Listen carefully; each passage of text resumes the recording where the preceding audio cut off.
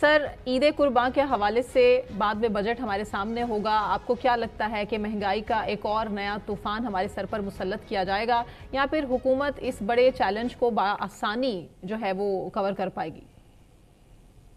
جی بہت شکریہ.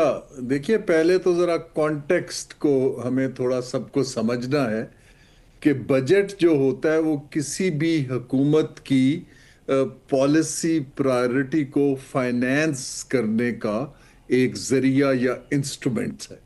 ہمارے ملک میں بجٹ اس لیے اہم ہو جاتا ہے کہ ہماری پالیسیز جو ہیں وہ خود سے تو لانگ ٹرم ہیں نہیں، تو پھر ایئر ٹو ایئر ہم کچھ بجٹ کے تھرو لوگوں کو ریلیف دینے کی کوشش کرتے ہیں، ٹیکسز اکٹھے کرنے کی کوشش کرتے ہیں، کچھ چینجز کرتے ہیں، آئی ایم ایف کو سیٹسفائی کرتے ہیں. تو یہ بجٹ اٹ سیلف اس لیے اہم ہو جاتا ہے، لیکن یہ شارٹ ٹرم ہوتا ہے. اب آپ کے سوال پہ آتا ہوں. دیکھیے کوئی اکنامک فنڈامنٹل پاکستان کے بدلے نہیں ہے اتنے کہ ہم لوگوں کے لیے اپرچونٹی کریٹ کر پائیں. ہاں ہم یہ کر سکتے ہیں کہ تھوڑی بہت ٹویکنگ کر لیتے ہیں. بجٹ کا 80% پہلے دن ہمارا بک ہو جاتا ہے ڈیٹ سروسنگ میں، اور اب ہمیں اس کو دفاع کو بڑھانے کی ضرورت ہے. اس لیے ہم جو مڈل کلاس میں سفید پوش ہے یا غریب کو بی آئی ایس پی کے تھرو تھوڑی بہت سپیس کریٹ کرتے ہیں. مہنگائی جو ہے اس دفعہ ٹارگٹ 5.7% رکھا گیا ہے، تو تھوڑی سی بڑھتی دکھائی دے رہی ہے، کوئی دگنی سے زیادہ جو ابھی انفلیشن نیچے آئی تھی. یہ ایک نیچرل فینامنا ہے. لیکن اصل چیز یہ ہے جس کی مجھے وری ہے کہ ہماری جی ڈی پی گروتھ بڑھ نہیں پا رہی ہے. لوگوں کے لیے ویلتھ کریشن اور اکنامک اپرچونٹیز ان اے ڈگنیفائڈ مینر بڑھ نہیں رہی ہیں. اس سے یہ ہوتا ہے کہ اکانومی میں لوگوں کا کنزمپشن پاور گرنی شروع ہو جاتی ہے، اور پھر وہ ایسٹس بیچ کے ادھر سے پکڑ کے ڈیٹ لے کے آگے چلتے ہیں، جس سے اکنامک ریوائیول مشکل دکھائی دیتا ہے.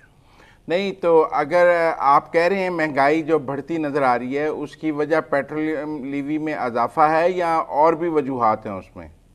اس کی کافی وجوہات ہیں. دیکھیے مہنگائی بڑھتی ہے جب آپ میکرو اکنامک مانیٹری پالیسی کو تھوڑا ایز کرتے ہیں. اس کا آسان مطلب یہ ہے کہ جب قرض کی فراوانی سستے داموں پہ بڑھ جاتی ہے تو لوگوں کے پاس پیسہ بڑھ جاتا ہے کنزمپشن کے لیے، کیونکہ وہ اپنی تنخواہوں سے انکم سے نہیں کر پاتے ہیں. وہ بینک سے قرض لے کے موٹر سائیکل خریدتے ہیں، کاریں خریدتے ہیں، اور اپنی ضروریات زندگی پوری کرتے ہیں. تو ایک تو انفلیشن کا یہ میکرو اکنامک لنک آرگومنٹ ہے. دوسرا یہ ہے کہ جب سبسڈیز کم ہوتی ہیں اور آپ کے اوپر ٹارگیٹڈ نہیں ہوتی ہیں، وہاں آپ کی بات درست ہے، یوٹیلیٹی کی قیمت بڑھ جاتی ہے، ہاؤسنگ کی بڑھ جاتی ہے، ٹرانسپورٹ کی بڑھ جاتی ہے. ان تمام فیکٹر سے پھر انفلیشن بڑھنی شروع ہو جاتی ہے. آپ کو یاد ہوگا جب آئی ایم ایف کا پروگرام آتا ہے تو وہ ڈیمانڈ کو کمپریس کرتے ہیں سود کو بڑھا کے، تاکہ منی کی سپلائی نیچے جائے، اور جب کم پیسہ ہوتا ہے تو پھر مہنگائی آہستہ آہستہ نیچے جانی شروع ہوتی ہے. لیکن یہ خالی ایک فیکٹر نہیں ہے.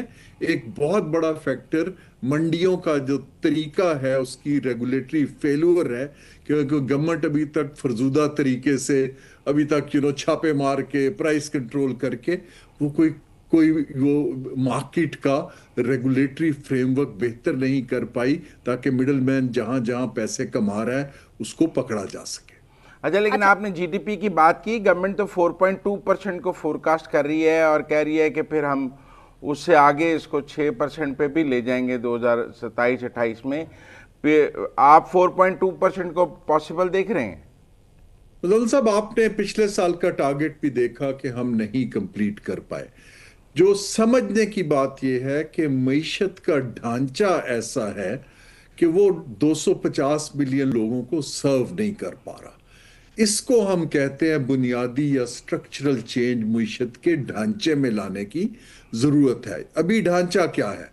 تقریباً 60% ہماری جو جی ڈی پی ہے وہ سروسز پر ہے، اور وہ ایسی سروسز پر ہے جو ایکسپورٹ نہیں ہوتی ہیں. ریئل اسٹیٹ ہے، بینکنگ ہے، ہوٹلنگ ہے، ٹرانسپورٹ ہے. باقی جو زراعت اور انڈسٹری ہے وہ 40 سال سے 20% कंट्रीब्यूट कर रही है और बड़ा बेसिक कंट्रीब्यूट कर रही है। मेरी जो हमेशा से और अभी भी जो गवर्नमेंट को एक तजवीज़ ये है कि आप ढांचे को बदलने की कोशिश करेंगे तो जीडीपी बढ़ेगी। अगर जीडीपी खाली बढ़ती है जो कुछ तबकात को हेल्प करती है, जैसे माजी में होता रहा है, या कंजम्पशन पे बढ़ती है कि लोग चीज़ें ज़्यादा खरीदते हैं, उस जीडीपी का पाकिस्तान को हमेशा नुकसान होता है। हमें ऐसी जीडीपी चाहिए जो हमारी यंग जनरेशन, जो 30 लाख बच्चे बच्चियां लेबर मार्केट में आ रहे हैं, उसको एब्जॉर्ब करे, उनको स्किल्स दे, हम टेक्नोलॉजी के थ्रू वैल्यू एडेड एक्सपोर्ट्स करें। ये ढांचा बदले बगैर आई एम अफ्रेड ये ओल्ड स्कूल पेच इधर से कस दिया इधर से कस दिया ऊपर ले गए, वो फिर पाकिस्तान सस्टेन नहीं कर पाता। It will not work. अच्छा,